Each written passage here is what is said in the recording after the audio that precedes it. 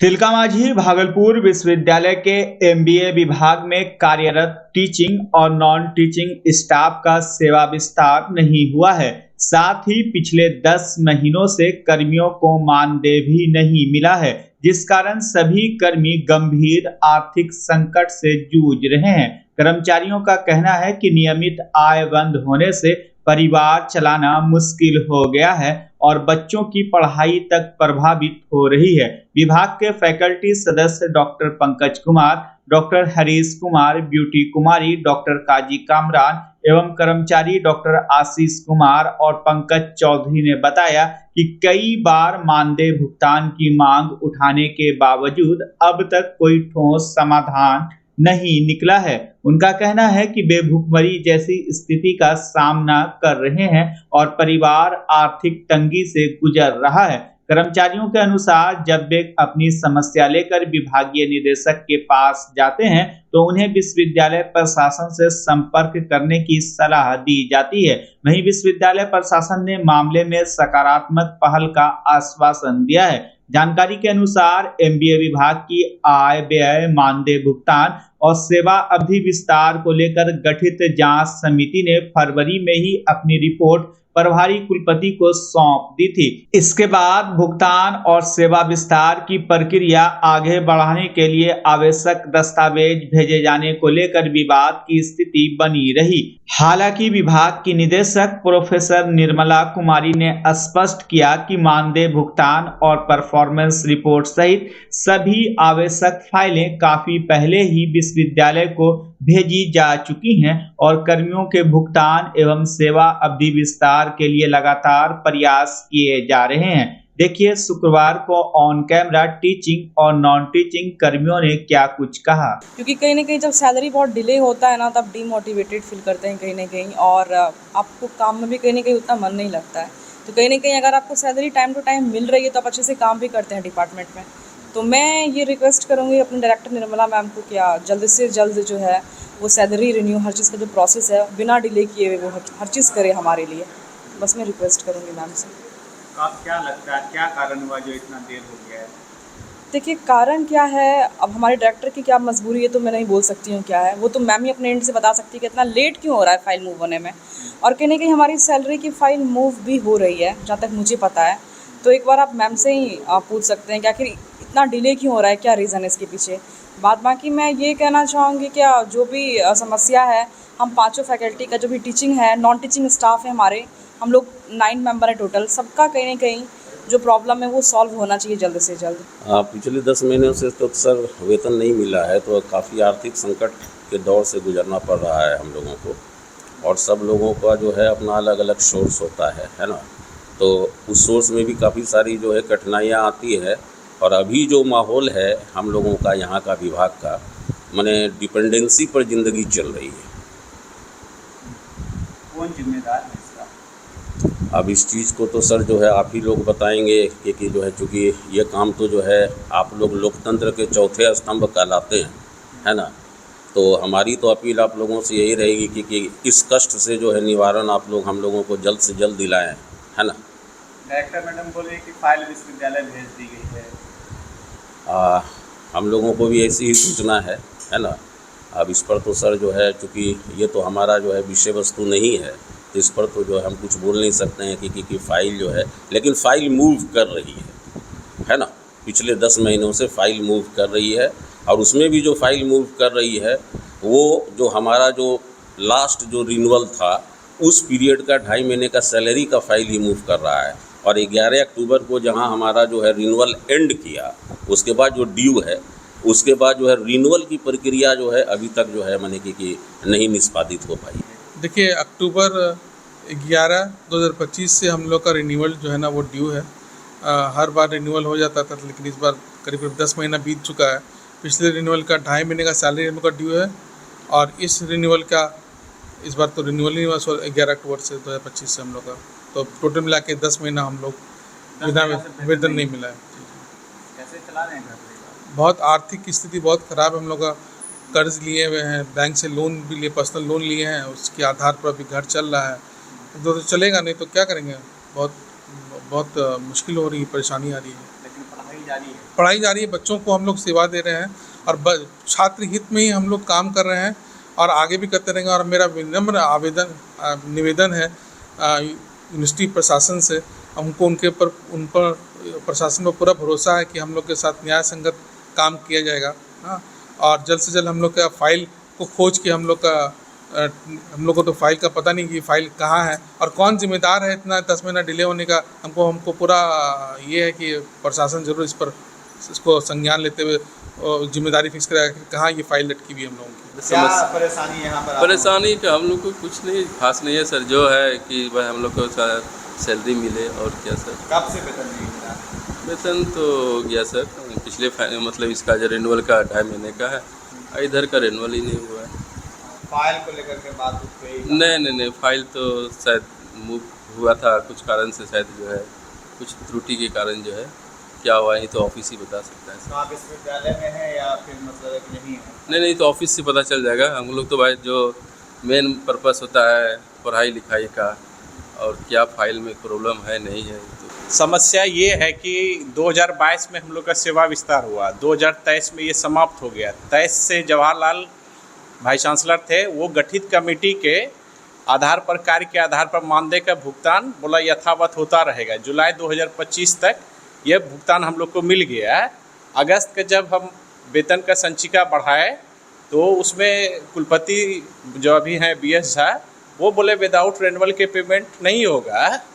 फिर हम लोग यहाँ से सेवा विस्तार के लिए डायरेक्टर मैडम से चिट्ठी बढ़वाया, फिर वहाँ पर फेंका फेंकी करने लगा। फिर इसको सिंडिकेट में उठा मामला, माननीय सदस्य डॉक्टर मृत्युंजय प्रसाद सिंह गंगा उठाए। उसके निर्णय के अनुपालन में एडवाइजरी कमेटी का बैठक हुआ 11 फरवरी 2026 को, और DC सर उसमें प्रोसीडिंग निर्णय में दस्तखत कर दिया है। बस अब रिन्यू के लिए जो है वो निदेशक महोदय को फाइल बढ़ाना है, और मैडम अभी छुट्टी पर हैं, उनसे आएंगे तो हम लोग बात करेंगे। वो संचिका बढ़ेगा तभी हम लोग का रिन्यू हो पाएगा। दिक्कत हो रहा है, घर परिवार चलाने में बहुत दिक्कत हो रहा है। मेरी बेटी का पढ़ाई छूट गया, इससे 10 महीना से पेमेंट में, बाकी जो रेगुलर हम लोग का होता है वो फाइल कहाँ है आज तक समझ में ही नहीं आ रहा है। मैडम क्या बोलती हैं? मैडम बोला फाइल बढ़ा दिया गया है, कौन फाइल बढ़ाया समझ में नहीं आता, किस डेट में बढ़ा है वही पता नहीं है, जो कि हम आगे खोज के आगे BC सर के पास पहुँचाएँ। क्या मांग करेंगे? बस हम लोग को रेगुलर कर दिया जाए और पेमेंट कर दिया जाए, बस इतनी मांग है। सबका प्रॉब्लम है? हाँ, सबका, टोटल टीचर लोग का और स्टाफ लोग का भी। वेतन वही सर, घर उड़ चलाने में हम लोग को दिक्कत हो रहा है। हम लोग चाहते हैं कि वेतन मिल जाए। कैसे चला रहे हैं घर परिवार? इधर उधर से लेके कर्जा भी हम लेके चला रहे हैं। भागलपुर के भीकनपुर गुमटी नंबर 1 पर तीसरी रेलवे पटरी बिछाने का कार्य तेजी से चल रहा है।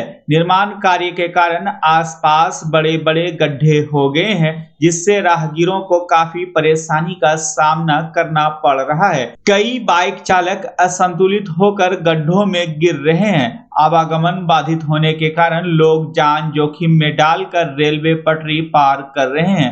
आज ठेकेदार की ही बाइक खोदे गए गड्ढे में जा गिरी। स्थानीय लोगों का कहना है कि यहाँ किसी भी समय बड़ा हादसा हो सकता है। लोगों ने रेलवे प्रशासन से सुरक्षा के पुख्ता इंतजाम और वैकल्पिक आवागमन व्यवस्था की मांग की है। ये देखिए,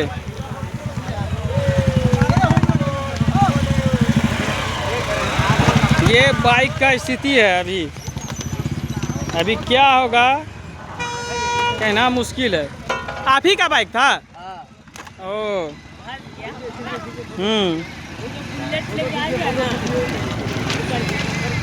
खबर उबर नहीं चले केकरो रे, न्यूज नहीं लो सुना। गाड़ी रोड बंद रहते,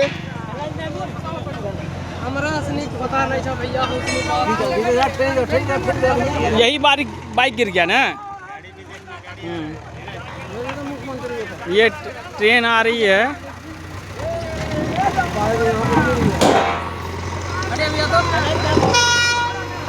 तोरे चल तो ही आ रहे, तो ठेकेदार खुदे दे यार। यही ठेकेदार है, ये तो खुदे ठेकेदार है।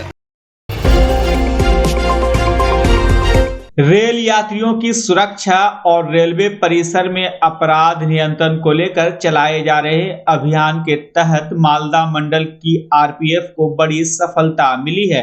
ऑपरेशन सतर्क के अंतर्गत आरपीएफ पोस्ट बरहवा और सीपीडीएस टीम ने ट्रेन संख्या 13,403 बनांचल एक्सप्रेस में संयुक्त जांच अभियान चलाकर करीब 58 लाख रुपए मूल्य के 174 संदिग्ध चोरी के मोबाइल फोन बरामद किए। विशेष सूचना के आधार पर की गई कार्रवाई में मालदा पश्चिम बंगाल के कलियाचक निवासी 2 संदिग्ध व्यक्तियों को पकड़ा गया। तलाशी के दौरान एक के पास से 85 और दूसरे के पास से 89 मोबाइल फोन मिले। पूछताछ में दोनों मोबाइलों के स्वामित्व से संबंधित कोई वैध दस्तावेज प्रस्तुत नहीं कर सके। इसके बाद आरपीएफ ने सभी मोबाइल जब्त कर दोनों आरोपियों को आगे की कार्रवाई के लिए जीआरपी बरहवा के हवाले कर दिया।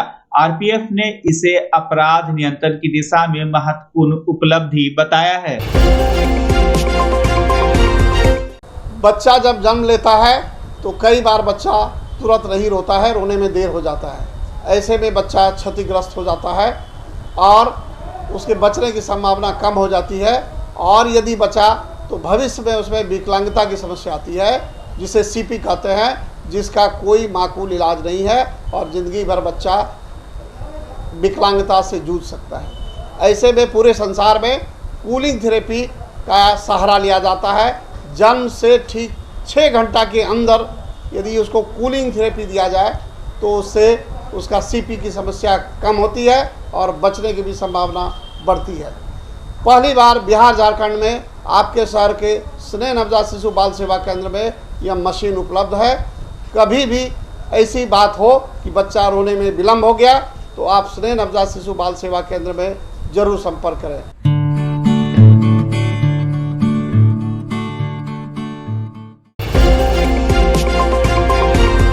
बेगूसराय के साहेबपुर कमाल थाना क्षेत्र स्थित बखड्डा NH 31 पर गुरुवार देर रात तेज रफ्तार कार ट्रक से टकरा गई।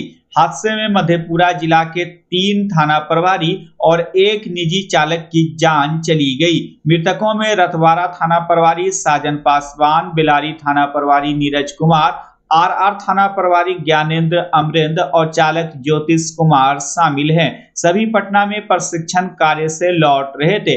टक्कर इतनी भीषण थी कि 3 लोगों की मौके पर ही मौत हो गई, जबकि साजन पासवान ने अस्पताल में दम तोड़ा। सूचना पर एसपी मनीष कुमार समेत वरिष्ठ अधिकारी पहुंचे और जांच शुरू कर दी। देर रात ये एक्सीडेंट हुआ है जिसमें 4 लोगों की दुखद मृत्यु हुई है। इसमें 3 पुलिस ऑफिसर्स मधेपुरा पुलिस के सर्विंग SHOs और एक जो ड्राइवर थे जिस गाड़ी से लौट रहे थे, उसका एक्सीडेंट हुआ है ट्रक से साहेबपुर कमाल थाना अंतर्गत हाईवे पे।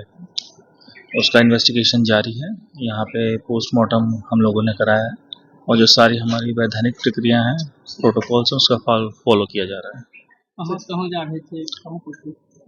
गाड़ी पटना से होते हुए मतलब मधेपुरा की तरफ जा रही थी। ये सब लोग क्या थे? थाना कहाँ पहुँचे?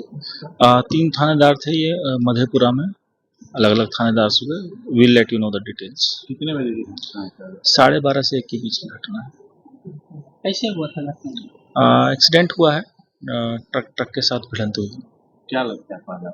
अभी इन्वेस्टिगेशन चल रहा है, उसके बाद हम आपको बता पाएंगे।